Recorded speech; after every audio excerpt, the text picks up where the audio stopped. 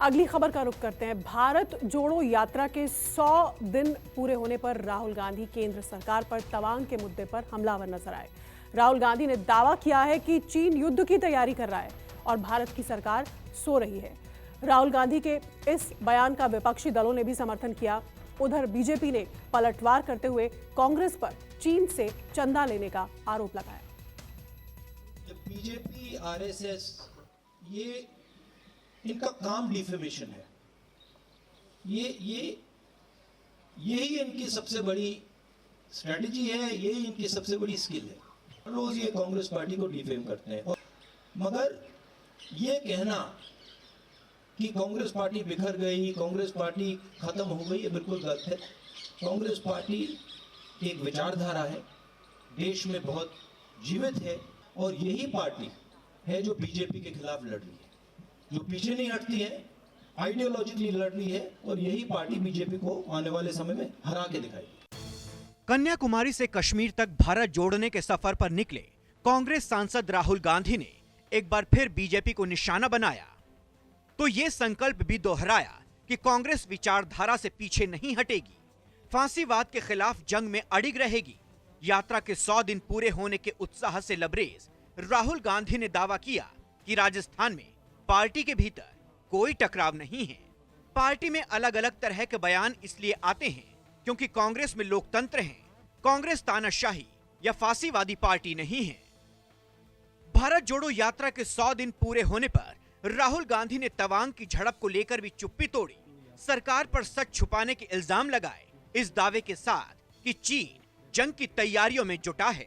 मुझे जो दिख रहा है और सरकार उसको छुपाने की कोशिश कर रही है, सरकार उसको इग्नोर कर रही है, मगर उस थ्रेट को ना छुपाया जा सकेगा और ना इग्नोर किया जा सकेगा। उनका पूरा प्रिपरेशन चल रहा है, उनका लद्दाख की साइड और अरुणाचल की साइड पूरा ऑफेंसिव प्रिपरेशन चल रहा है। हिंदुस्तान की सरकार सोई हुई है। तवांग मुद्दे पर राहुल गांधी के बयान का दूसरे विपक्षी नेताओं ने भी समर्थन किया, लेकिन बीजेपी राहुल गांधी की आलोचना में ही ताकत दिखाने लगी।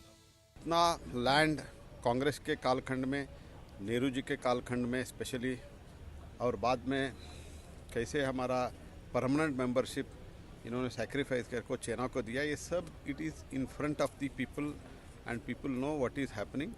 And Rahul Gandhi should not be taken seriously because ये तो कोई कुछ बोलते हैं, कोई कुछ लिख के देते हैं, वो पढ़ते हैं। सरकार ने कहा था कि हम आर्थिक प्रतिबंध लगाएंगे, लेकिन चीन के साथ आयात हमारा 31% बढ़ा है, 37% निर्यात कम हुआ है। इसका जवाब सरकार को देना चाहिए। जिस तरह से चीन सेमी परमानेंट स्ट्रक्चर हमारे सरहद के अंदर बना रहा है और जिस तरह का रवैया हमने डिप्लोमेसी का अपना देखा, जवानों का नहीं, एक हाइफन लगाया कीजिए।